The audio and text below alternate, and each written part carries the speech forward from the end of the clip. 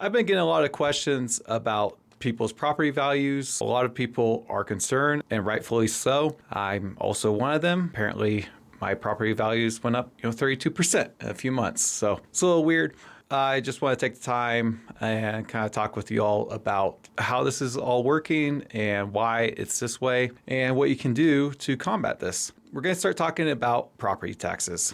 So we're going to take a closer look at how the county assessor determines the value of your home, the comparables they use, and some important points you need to know. So let's go ahead and get started.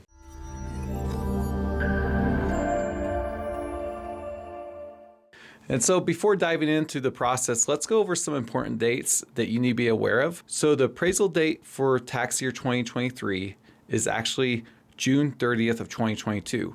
They're not usually in comparables before June 30th of 2022. And you may appeal your valuation from May 1st until June 8th, 2023.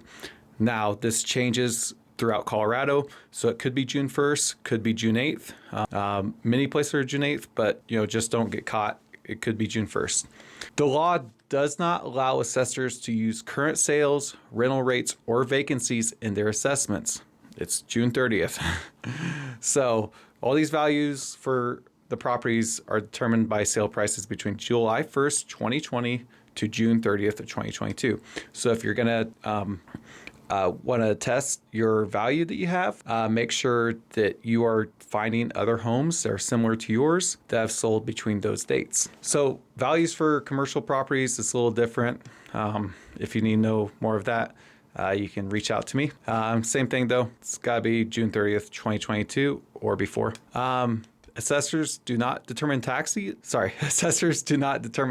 so that's an important thing to know. There are 486 taxing districts just in Arapahoe County. Your taxes are determined by the mill levy that's set, so we got to see what that is before we really actually know if our taxes are going to go up. A lot of people's mill levies in like Aurora is around 100. But anyways, moving on. County assessor's office is responsible for appraising properties during this reassessment, and they're working on trying to determine your property. I think a lot of it's done by bots and maybe even a little bit of AI, but they look at each neighborhood and they apply different appraisal methodologies to it. So what if you're like, hey, my property just got appraised for $540,000. I don't think it's worth more than $400,000.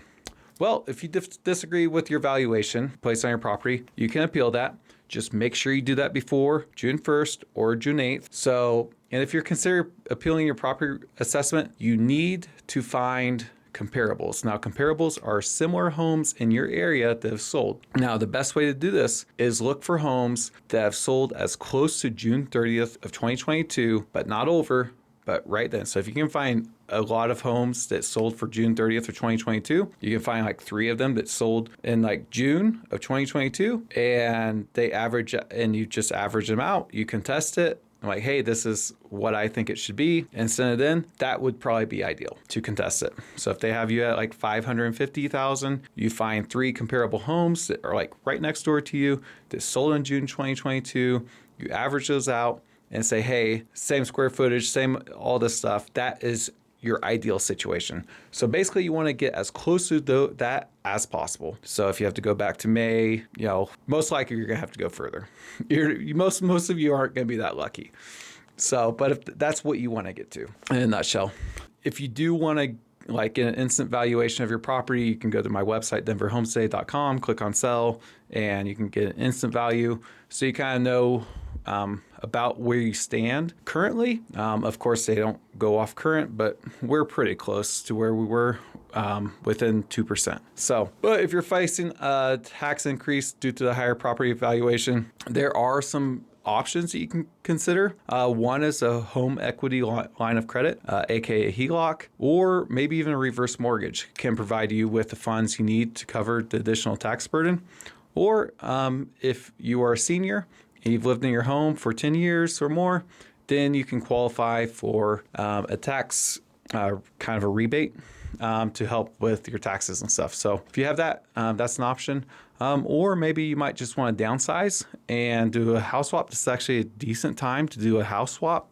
Maybe you live in a bi-level and you want to move to like a ranch style house, like so you don't have stairs. And then maybe you were from, let's say, Nebraska, and you're like, well, I got family in Nebraska, I'm retired, I've made $400,000 on this home. Yeah, I understand it's gone up a lot in value, so I'm just going to sell it and I'm going to buy a really nice house in Nebraska, or buy the same kind of quality of house, size and everything else, and it's going to cost you less than half as much in Nebraska. So, and then you've got extra money in case you need it. So those are kind of the most go-to options. So, but also understanding the assessment process, the comparables used, and your rights is very crucial for ensuring you're being taxed fairly. So remember, I'm here to support you with any questions or you have during the appeal process. So if you want, you can feel free to reach out to me. My phone number is 303-746-7504, and I will give you any insight that I have on this. And I just want to help out the community and anything else. And of course, if you are wanting to buy or sell, you can also reach out to me. But mainly, I want to help you guys out. I'm going through the same thing. We don't need to pay more taxes than what we should pay. If they have your home overvalued, reach out to me, James Hunt with eXp Realty, 303-746-7504. Instant valuation on my website, denverhomestoday.com. All right. Bye, neighbors.